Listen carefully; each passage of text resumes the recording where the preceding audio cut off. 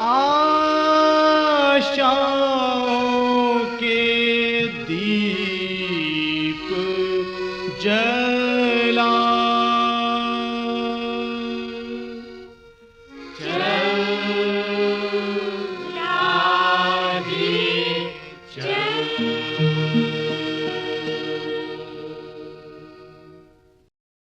बहुत बहुत धन्यवाद। अब प्रभु के आशीष बहुत बहुत अधिक आपके जीवन में हो, इसकी हम कामना करते हैं। इसी के साथ आपके सामने हम दोनों उपस्थित हैं। जैसा कि आप जानते हैं कि ये प्रभु के दास विद्युत मीन सर हैं, बहुत ही आदरणीय दास हैं, और हम लोग इनके साथ मिलकर आपके लिए अध्ययन लाते हैं, और हम लोग दोनों मिल के कोशिश करते हैं कि आपको बताएं, और खुद हम लोग भी प्रभु के वचन से सीखें, क्योंकि मुख्य रूप से तो शिक्षक परमेश्वर ही हैं, पवित्र आत्मा ही है। हम लोग एक माध्यम है जो प्रभु ने हम लोग को बना के आपके सामने लाया है। बहुत बहुत धन्यवाद। यूहन्ना रचित सुसमाचार उसके 4 अध्याय में है, और आज हम देखेंगे 46 से 54 पद को। तो यहाँ पर यह बताया गया है कि सहायता कैसे प्राप्त करें। सहायता कैसे प्राप्त करें। इस संसार में जितने भी लोग बने हैं, कोई लोग भी स्वतंत्र नहीं है। किसी न किसी रूप से हर एक को एक दूसरे से सहायता लेनी पड़ती है।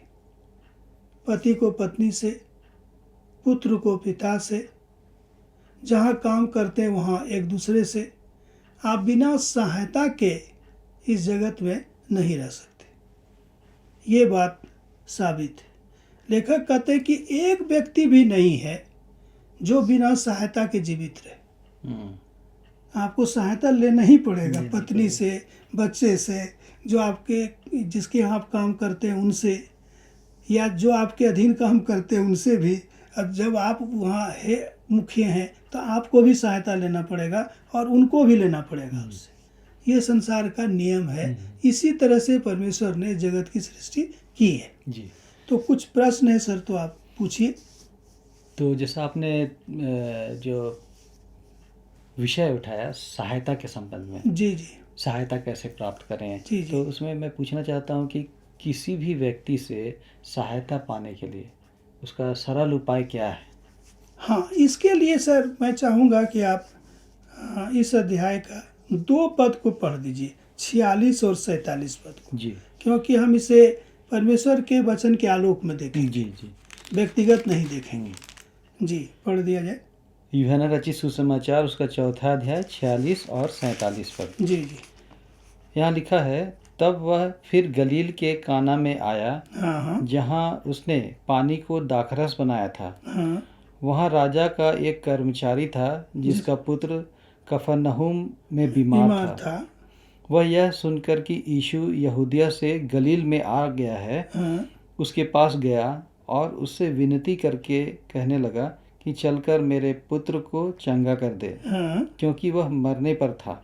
बस यहाँ पर देखिए, यहाँ पर बड़े ही अच्छे तरीके से यूहन्ना ने सहायता के बारे में पहले तो वर्णन किया है जी कि हमें सहायता क्यों लेनी चाहिए जी, और सहायता हमें क्यों लेनी पड़ती है। दोनों बात, क्योंकि कोई भी व्यक्ति सर्वसामर्थी नहीं है। नहीं है।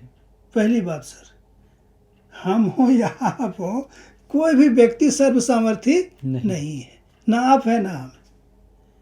आप कितना भी पढ़ लिख लीजिए, कितना भी विद्वान हो जाइए, कितना भी धनार्जन कर लीजिए, लेकिन आप सर्वसामर्थी नहीं थे, नहीं हैं और नहीं होंगे।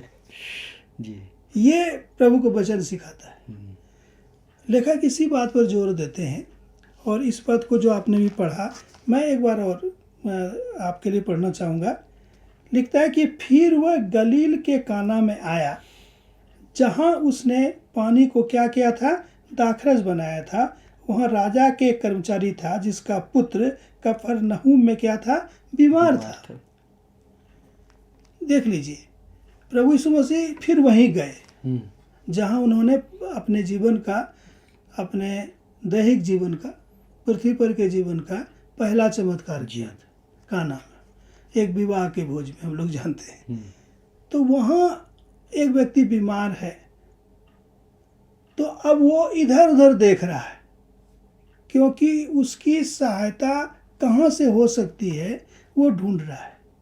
हम लोग भी कई बार जब बीमार होते हैं तो एक दूसरे से पूछते हैं कि अच्छा डॉक्टर कौन है सर बताइए, उनके पास जाएंगे, ये बीमारी हो गई है, तो हम एक दूसरे से सहायता नहीं लेते, वो भी सहायता लेना ही है।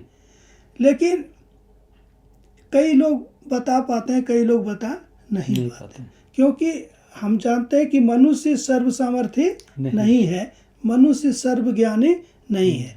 परमेश्वर सर्वसामर्थी भी है और परमेश्वर सर्व ज्ञानी भी है।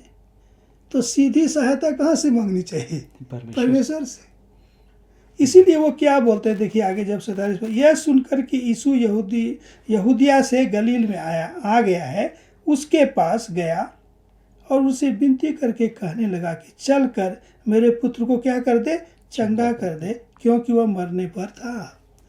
मतलब कि उनका जो पुत्र था, उस राजा के बेटे का बेटा, वो बहुत बीमार थे और शायद चिकित्सकों ने कह दिया होगा, लेखक कहते हैं कि शायद चिकित्सकों ने कह दिया होगा कि अब इनकी आयु अधिक दिन की नहीं है, तो वो कोई भी पिता घबराएगा। तो जब जान गया कि प्रभु स्वयं आए हैं तो उनके पास गए। तो यहाँ अर्थ क्या है कि सहायता किससे मांगनी चाहिए? जो सर्वसामर्थी जी, और उससे भी मांगनी चाहिए जो खुल के सहायता करे जी। हम लोग गांव में रहते हैं या अभी रहते होंगे कभी, तो लोग सोचते हैं कि 100 रुपये की ज़रूरत है, फलाना व्यक्ति वो धनवान है, चले मांग लेते हैं। तो कई बार वो दे देंगे, कई बार नहीं देंगे, कई बार डांट के भगा देंगे। वो उनकी इच्छा पर निर्भर है, सहायता करे या ना करे। कई बार कर्ज मांगने भी जाएंगे आप तो आपको नहीं मिलेगा। कई बार सूद पर भी रुपया लेने जाएंगे तो आपको नहीं मिलेगा, कहेगा तुमको नहीं देंगे, पता नहीं तुम कहाँ से देगा। लेकिन हमारा यीशु, हमारा परमेश्वर का इकलौता पुत्र, वो कभी ये प्रश्न नहीं करेगा कि मैं तेरी सहायता करूंगा तो तू मेरे लिए क्या करेगा।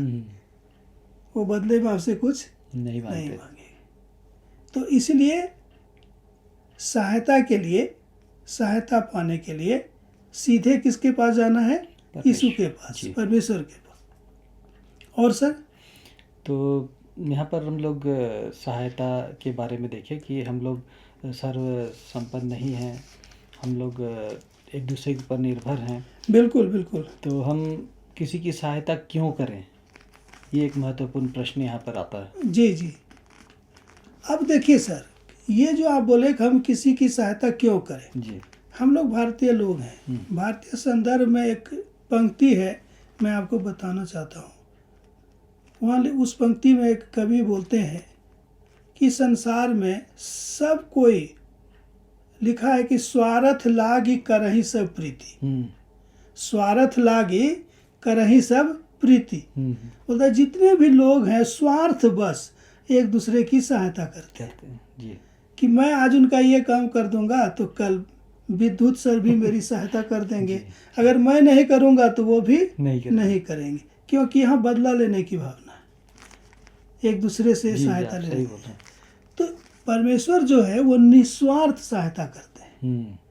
तो लेखक बार बार इस बात पर जोर दिए हैं कि वो व्यक्ति जो यीशु है, वो व्यक्ति जो स्वयं परमेश्वर का पुत्र है, कोई किसी भी प्रकार की सहायता हो उसके पास जाओ।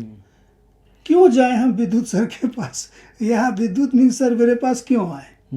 तो सबसे पहले किसके पास जाए? यीशु के पास जाए। हम लोग यही गलती करते हैं सर। लेखक ये सिखाना चाह रहे हैं कि हम लोग यही गलती करते हैं कि हम अमुक व्यक्ति को जानते हैं, चलो उनके पास सहायता मांगेंगे। वो व्यक्ति हो सकता है कि आपकी सहायता ना करे, लेकिन अगर आप परमेश्वर से सहायता मांगेंगे तो उस व्यक्ति के द्वारा आपको सहायता मिल जाएगी, क्योंकि उनके हृदय में प्रभु काम करेगा और आपका कार्य हो जाएगा। ये लेखक सिखाना चाहते हैं। समाज से आपको अलग करना नहीं चाहते हैं कि आप स्वयं में सब कुछ हो जाइए। स्वयं में सब कुछ तो वही है और कोई नहीं है, अन्य कोई हो सकता है। आगे सर। तो ये जो सहायता करना है, इसका मतलब ये है कि एक पुनीत कार्य है, जी जी। तो हम कैसे कर सकते हैं? हाँ, एक मसीही होने के नाते जी। लेखक बोलते हैं कि एक मसीही व्यक्ति होने के नाते हमारा पुनीत कार्य है हम्म। कि हम अपने शक्ति अनुसार, जी। जैसा कि एक हिंदी में कहावत भी है कि यथा शक्ति तथा भक्ति, जितना हमारे पास शक्ति है उतनी हम भक्ति करें। तो हम जितनी एक दूसरे की मदद कर सकते हैं तो करें, क्योंकि बाइबिल बहुत स्पष्ट बोलती है मत्ती रचित सुसमाचार 7 के 7 में कि दिया करो तो दिया जाएगा, दिया करो तो दिया जाएगा। एक ईश्वरीय नियम है। तो अगर हम नहीं देंगे तो हमें भी नहीं मिलेगा, तो वो सहायता है। तो अगर हमको परमेश्वर ने या आपको परमेश्वर ने सामर्थी बनाया है जी। तो हम जरूर जरूरतमंद की सहायता करें जी, जरूर करें। और तभी हम एक सच्चे मसीही स्वयं को कह सकते हैं, अन्यथा हम सच्चे मसीही नहीं कहलाएंगे।